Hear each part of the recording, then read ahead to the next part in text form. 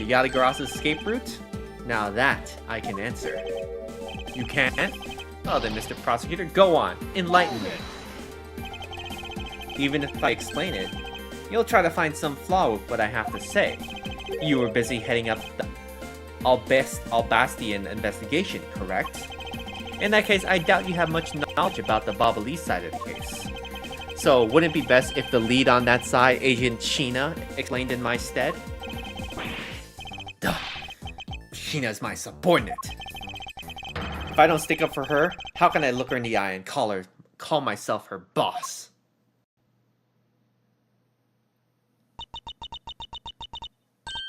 Lang, it's alright. I can take care of him. Sheena. You've shielded me a lot as my boss. But it's time for me to prove my worth. Alright? If you're okay with it, then you have my support.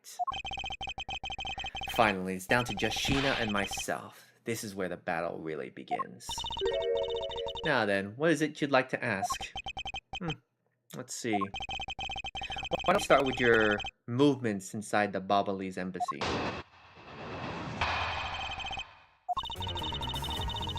During the first Babalee's fire, I assisted in putting out the fire.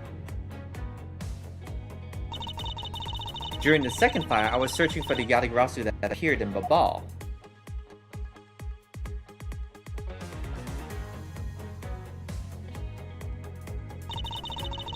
While I was searching, I heard a screaming coming from the next room over.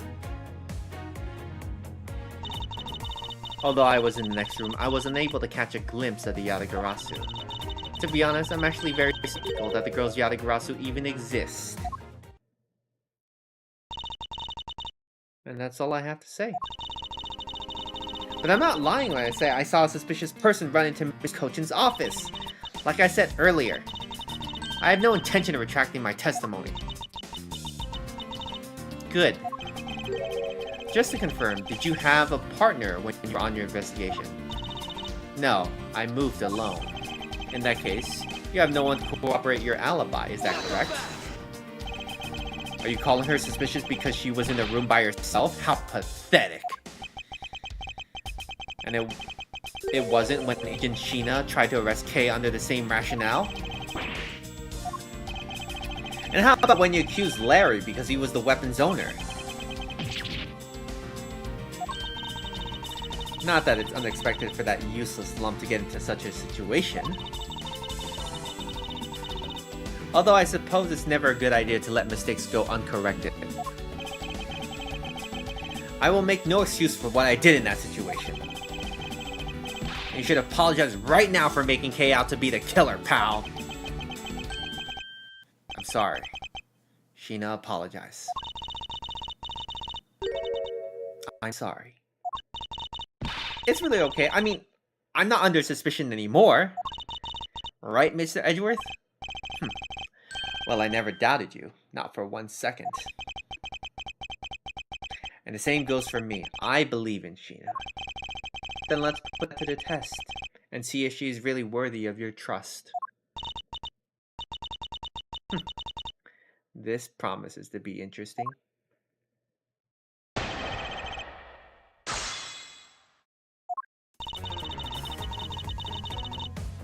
During the first Babalee's fire, you insist in putting out. Okay. Hold it!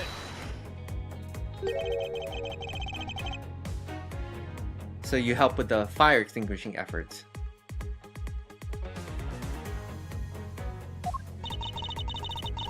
I was in charge of the police on the Babalee's side, so I helped them with their work.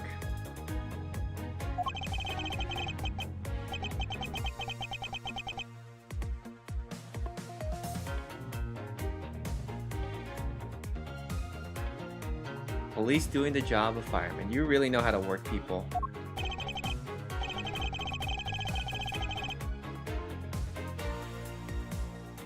Sure does, because she's one awesome woman who knows how to manage.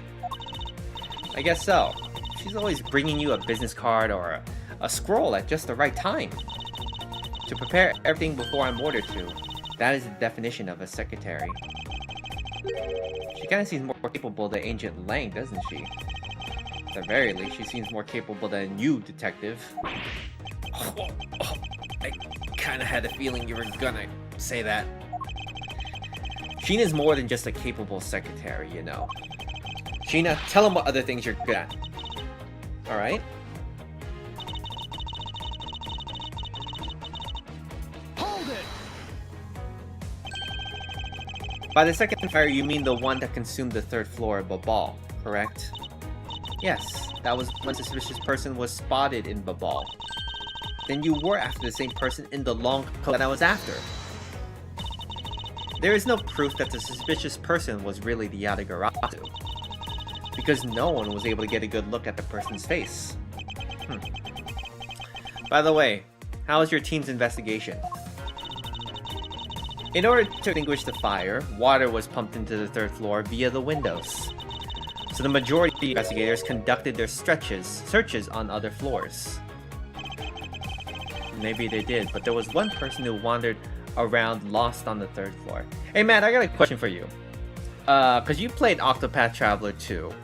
So I picked it up again a couple weeks ago, and I finally beat that boss that I had trouble with before when I got stuck, which was Castelli's, the apothecary's boss. And I'm gonna finish up with Porticio's final boss as well, right? His final chapter. So I'll clear out the first 4 already. So how did you approach things for like the back half of the other 4? Because they're all like, for mine, they're all low level. So I have no. Did you like do like power leveling, like going after those puff? I forget what they're called in this one. They're like the version of Metal Slimes, where they just like they're rare, but you can hunt them down and they'll give you like a bunch of experience. Or how did you bring everyone back up to that level? Or did you only bring in one person and then you just sort of bring them in and fill them out like one at a time?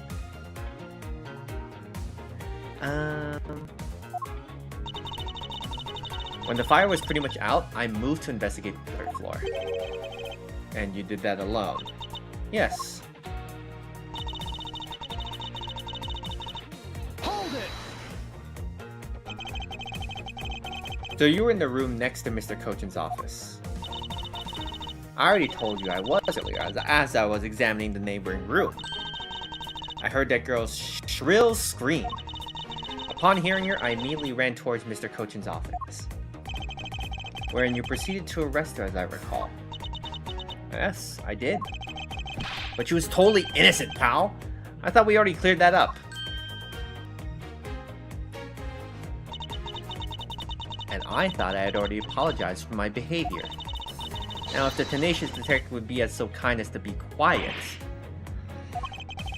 I have to agree, right now is not the time to take issue with that. Not you too, Mr. Edward. But what I do take issue with the fact is that you didn't see the Yatagarasu agent, Gina.